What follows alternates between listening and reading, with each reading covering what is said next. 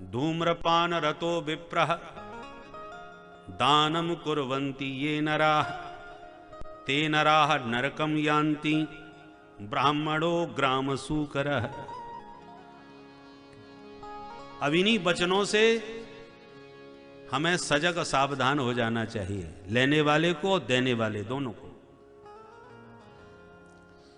इसलिए संध्या वंदन एक बार तो कम से कम अवश्य ही करें। संध्या वंदन शाम के वक्त कर रहे थे हमारे श्री कश्यप ऋषि। इतने में उनकी पत्नी देवहूति अपने पति के पास रति याचना करने लगी। कश्यप जी ने कहा, देवी शाम के वक्त 4 काम बिल्कुल नहीं करना चाहिए। आहारम, मैथुनम, निद्राम, स्वाध्याय च विशेषतः।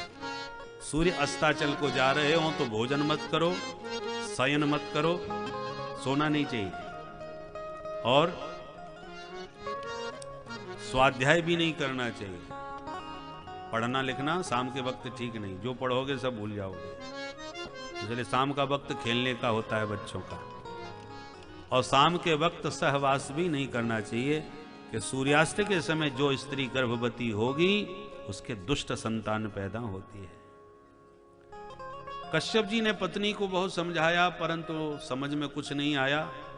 तब अपनी पत्नी का मनोरथ पूर्ण किया, और जब कामत ज्वर शांत हुआ तो दिति ने पश्चाताप किया, स्वामी मेरे से आज अपराध हो गया। कश्यप जी ने कहा, अपराध किया है तो परिणाम भोगने को तैयार रहो। क्या होगा? बोले, तुम्हारे गर्भ से 2 आतंकवादी पैदा होंगे, सारे संसार को हिला के रख देंगे। डर गई दिति, 100 वर्षों तक बच्चों को जन्म ही नहीं दिया। 100 वर्षों के बाद 2 भयंकर दैत्य पैदा हुए, हिरण्याक्ष और हिरण्यकश्यपु।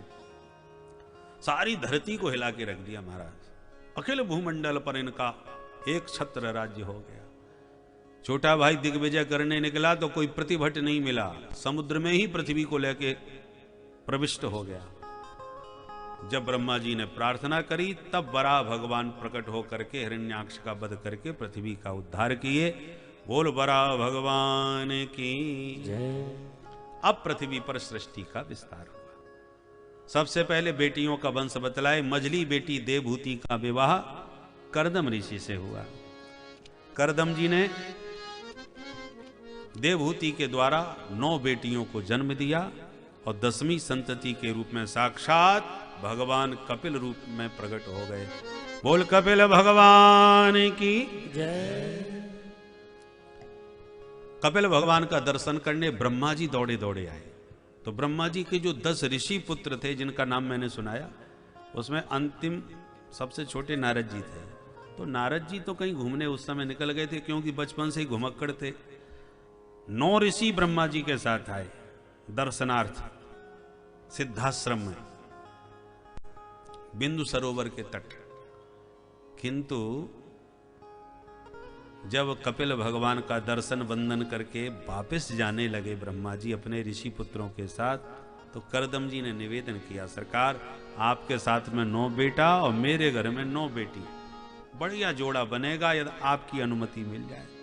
ब्रह्मा जी तुरंत प्रसन्न हो गए। शुभस्य शीघ्रम, बहुत सुंदर विचार है भाई। तुरंत करदम जी ने अपनी 9 बेटियां ब्रह्मा जी के ऋषि पुत्रों को ब्याह दी। सबसे बड़ी बेटी का नाम था कला देवी, जिनका विवाह मरीचि मुनि से हुआ। दूसरी बेटी थी अनसुईया, जिनका विवाह अत्रि मुनि से हुआ। तीसरी बेटी थी अरुंधति, जिनका विवाह वशिष्ठ मुनि से हुआ। चौथी बेटी थी ख्याति, जिनका विवाह भृगु ऋषि से हुआ। शांति का विवाह अथर्वण ऋषि से, क्रिया का विवाह क्रतु ऋषि से, हविर्भू का विवाह पुलस्त ऋषि से। ऐसे करके सब बेटियों का विवाह करके विदा कर दिया। करदम जी ने कहा अपनी पत्नी से देवहूति से कि देवी जी बेटियां सब ससुराल गईं, बेटा तुम्हें मिल गया, घर गृहस्थी की जिम्मेवारी पूरी भई, अब अपने राम चलते हैं। ब्राह्मण का शरीर केवल खाने पीने के लिए नहीं मिला है। ब्राह्मण से ही देहोयम क्षुद्र कामाय नेष्यते कृच्छ्राय तपसे चेह प्रेत्यानंद सुखाय च। ब्राह्मण शरीर प्राप्त हुआ है तो ब्रह्म ज्ञान प्राप्त करके ही शरीर छोड़ना चाहिए। जो ब्रह्म विद्या पाए बिना यद शरीर छोड़ के चला गया तो उसने बहुत बड़ी जीवन की हानि की है। तो कम से कम बुढ़ापे में तो सारा जीवन आपने संसार को दिया, कुछ समय जो बचा है बुढ़ापे में चतुर्थ चरण, इसलिए ब्राह्मणों के लिए चतुर्थ चरण में अनिवार्य रूप से संन्यास आश्रम ग्रहण कर लेना चाहिए। और सन्यासी बाहर से न बनो तो भीतर से तो बन ही जाना चाहिए। कैसे बने भीतर से सन्यासी? एक बार जब हम तीर्थराज प्रयाग में कथा कह रहे थे माघ मेला में, तो सुखताल के बहुत अच्छे संत, अब तो ब्रह्मलीन हो गए, ब्रह्मलीन पूज्यपाद श्री स्वामी विष्णु आश्रम जी महाराज, उन्होंने ही वहाँ कथा प्रारंभ करवाई थी। अब तो 25 साल से भी ज्यादा वर्ष हो गए, प्रतिवर्ष होती है माघ मेला में। तो एक बार स्वामी जी से हमने जिज्ञासा करी वहां पर सन्यास के विषय में, तो लेटे हुए थे तो तुरंत उठ के बैठ गए। तो दास को आदेश दिया कि बाहर से सन्यासी तो जब समय आवे तब बनना, पहले भीतर से बनो। तो मैंने कहा भीतर से सन्यासी कैसे बना जाता है? तो एक मंत्र दिया, मंत्र आप भी ध्यान से सुन लीजिए। बाहर से बनो या ना बनो, पर भीतर से एक बार जरूर बन जाओ। मंत्र क्या है? अहमेको नमे कश्चित्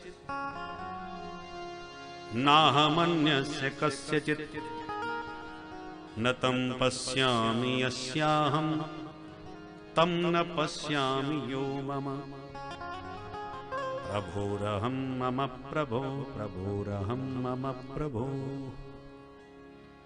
ये मंत्र दिया। इसका मतलब क्या है? अहमेको न मे कश्चित्, मैं एकमात्र हूं, अकेला हूं, मेरा संसार में कोई भी नहीं है। नाहम अन्यस्य कस्यचित्, मैं भी किसी का नहीं हूं। यदि मेरा कोई नहीं है तो मैं भी किसी का नहीं हूं। क्यों नहीं हूं? किसी को तो अपना बनाओ भाई, किसी के बन जाओ या किसी को बनाओ। बोले नतम पश्यामि यस्याहम, मुझे ऐसा कोई भी दिखाई नहीं पड़ता जिसका मैं बन सकूं। और तम न पश्यामि यो मम, ऐसा भी मुझे कोई नजर नहीं आता जो सदा सर्वदा के लिए मेरा बन सके। लोग चाहे जितना प्रेम करते हो आपस में, मरने मिटने को तैयार होते हैं। पहले तो ऐसा प्रेम देखने को ही नहीं मिलता, केवल बातें भले ही कोई कितना भी कर ले। जितनी प्रेम की लंबी लंबी बातें करने वाले हैं संसारी लोग, बस 1-2 साल ही तक यह दिखाई पड़ता है, कुछ ही दिनों के बाद जय सिया राम। जो एक दूसरे को माने एक दूसरे के लिए मरने मिटने को तैयार होते हैं संसार में, बस जहां विवाह हुआ नहीं, विवाह से पहले जो चंद्रमुखी दिख रही थी, विवाह के तुरंत बाद ही वह सूर्यमुखी बन जाती है। और कुछ दिनों के बाद तुम्हारा सीधी ज्वालामुखी दिखने लगती है। बोलो जय सिया राम।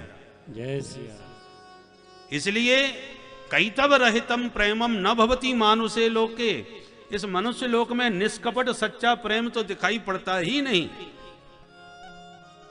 और कदाचित बहुत अधिक प्रेमी हो भी, परंतु यदि वो मरेंगे तो वो अपने प्रारब्ध के अनुसार कहीं जाएगा और दूसरा अपने प्रारब्ध के अनुसार जाएगा। मरने के बाद शरीर छूटा नहीं कि अलग अलग हो गए, फिर कहां रहे एक। अगला जन्म उसका कहीं हुआ, उसका कहीं हुआ, हो गए, बिछड़ गए। तो नित्य शाश्वत संबंध कहां रहा? जब तक शरीर आए तो शारीरिक संबंध रहा। नित्य संबंध तब है कि मरने के बाद भी आप एक ही रहो, तब शाश्वत संबंध कहलाएगा। और यह संबंध केवल जीव का ईश्वर के प्रति ही हो सकता है। सुबह जो जीवात्मा परमात्मा नित्य सखा है, श्रुति भगवती कह रही है, सुवर्णा वेतौ सदृशौ सखायौ। सखा का मतलब क्या है? स खेलती खादती स सखा। सदा एक साथ रहें, एक साथ खाएं, एक साथ खेलें, नित्य कभी भी जिससे जन्म जन्मांतरों में भी कभी बिछो न होवे, उसको सखा कहते हैं। और ऐसे सखा एकमात्र प्रभु हो सकते हैं, दूसरा कोई नहीं। इसलिए प्रभो रहम मम प्रभो, मैं प्रभु का हूं और एकमात्र प्रभु ही मेरे हैं। बाकी संसार में न कोई ऐसा है जिसका मैं हो सकूं और न कोई ऐसा है जो हमेशा मेरा हो सके। अहमेको न मे कश्चित नाहमन्यस्य कस्यचित न तम पश्यामि यस्याहम तम न पश्यामि यो मम। इसलिए प्रभोरहम मम प्रभो, प्रभोरहम मम प्रभो। हम राम जी के हैं और राम जी हमारे हैं।